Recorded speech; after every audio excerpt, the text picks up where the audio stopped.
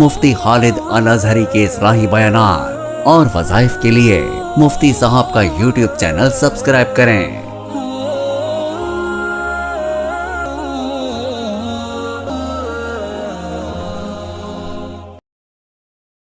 نحمده ونصلي ونسلم على رسوله الكريم اما بعد فاعوذ بالله من الشیطان الرجیم بسم اللہ الرحمن الرحیم۔ معزز ناظرین کرام، السلام علیکم ورحمۃ اللہ وبرکاتہ۔ کاروبار اور رزق کے آمدن کے جتنے بھی ذرائع ہیں ان میں برکت کے لیے ایک بہترین وظیفہ ہے۔ وظائف جتنے بھی ہیں ان سب میں بنیادی شرط نماز اور اس کے ساتھ ساتھ جتنے بھی فرائض ہیں ان کی ادائیگی ضروری ہے۔ ان کی ادائیگی کے بعد جب وظیفہ کیا جاتا ہے تو اللہ تبارک و تعالیٰ اس وظیفے میں برکت ڈال دیتے ہیں۔ آمدن کے جتنے ذرائع ہیں، چاہے وہ ملازمت ہو، کھیتی باڑی ہو، کاروبار ہو یا کوئی بھی شعبہ ہو، زندگی کے جتنے شعبے ہیں، ہر شعبے میں سب سے پہلی کامیابی کی دلیل یہ ہے کہ وہ شخص اپنے کام کے ساتھ مخلص ہو، جو بھی کام کر رہا ہے اس میں دیانتداری کو ملحوظ خاطر رکھے۔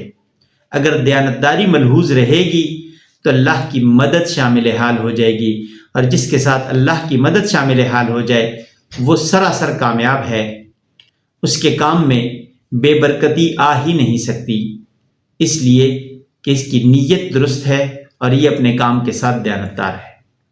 دوسری چیز یہ کہ جو بھی کام کر رہا ہے اس میں کسی بھی طرح سے حرام کی آمیزش نہ ہونے دے۔ اگر حرام کی آمیزش اس کے حلال کام میں ہو گئی تو سارے کا سارا حرام ہو جائے گا۔ جس طریقے سے دودھ کا ایک بھرا ہوا برتن ہو، اس میں ایک قطرہ بھی نجاست کا گر جائے تو وہ سارے کا سارا دودھ ناپاک ہو جائے گا، اسی طریقے سے بہت زیادہ حلال کا ہو، اس میں حرام کا ایک قطرہ بھی آ جائے تو وہ سب کا سب ضائع ہو جائے گا۔ ملازم پیشہ افراد وہ رشوت اور اپنے وقت جس کی وہ تنخواہ لے رہے ہیں اس میں اگر خیانت کریں گے، وقت پورا کام کو نہیں دیں گے تو ان کے رزق کو یہ حرام کر دے گا۔ اسی طریقے سے کاروباری حضرات جب قسمیں اٹھائیں گے، جھوٹ بولیں گے اور جھوٹ بول کے قسم اٹھا کے یا کسی کو دھوکہ دے کے گھٹیا چیز اعلیٰ کے نرخ میں یا اعلیٰ بتا کے دیں گے تو یہ سب چیزیں ان کے اس حلال رزق کو حرام کی طرف لے جائیں گی۔ اور اس کے ساتھ ساتھ سودی لین دین کرنا یہ بھی کام میں برکت کو ختم کر دیتا ہے، اس لیے کہ سود تو اللہ کے ساتھ اعلان جنگ ہے۔ جب اللہ سے اعلان جنگ کر لیا تو پھر اس کے بعد رہ کیا جاتا ہے؟ اللہ رب ہے، اللہ اور بندے کا مقابلہ تو نہیں ہو سکتا، لیکن سود لینے والا یا سود دینے والا وہ اپنے آپ کو اللہ کے سامنے کھڑا کر دیتا ہے۔ جب اللہ کے سامنے کوئی آتا ہے تو وہ ذلت اور رسوائی کے سوا کچھ نہیں پاتا۔ اس لیے بنیادی جو باتیں ہیں وہ یہ ہیں، دیانتداری ہو، نیت اچھی ہو، حلال کا مال ہو اور حلال ہی کی طلب ہو، طلب بھی حلال کی رکھے، اس لیے کہ جیسی نیت رکھے گا ویسی اسے مراد ملے گی۔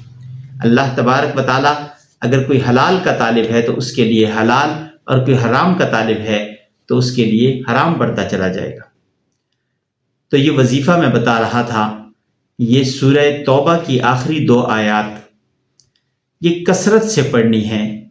یہ آیات جو شخص کثرت سے پڑھتا ہے اللہ تبارک و تعالیٰ اس کے لیے رزق کے دروازے کھول دیتے ہیں، اس کی مشکلوں کو اللہ تبارک و تعالیٰ آسان کر دیتے ہیں، کام اور روزگار کی جتنی رکاوٹیں ہیں اللہ تبارک و تعالیٰ وہ دور فرما دیتے ہیں۔ یہ آیات سورہ توبہ کی آخری 2 آیات، لقد جاءکم رسول من انفسکم یتلو علیکم آیات، لقد جاءکم رسول من انفسکم عزیز علیہ ما عنتم حریص علیکم بالمؤمنین رؤوف الرحیم فإن تولوا فقل حسبی اللہ لا الہ الا هو علیہ توکلت وهو رب العرش العظیم۔ یہ سورہ توبہ کی آخری 2 آیات یہ کثرت سے پڑھنی ہے۔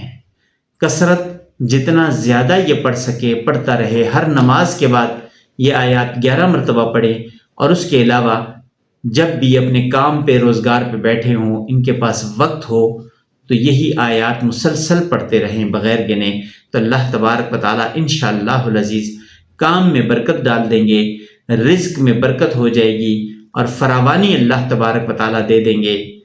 رزق میں برکت کثرت کا نام نہیں، بلکہ اللہ تبارک و تعالیٰ جس طرح حدیث مبارکہ میں آتا ہے قد افلح من اسلم ورزق کفافا وقنعہ اللہ بما آتاہ، کہ جو شخص جسے اللہ تبارک و تعالیٰ نے مسلمان بنایا اور اس کے بعد اس کی ضرورت کا رزق اللہ تبارک و تعالیٰ نے اسے دے دیا، اور جو کچھ اللہ نے اسے دیا اس پہ اسے قناعت اور صبر بھی دے دیا، تو یہ کامیاب شخص ہے۔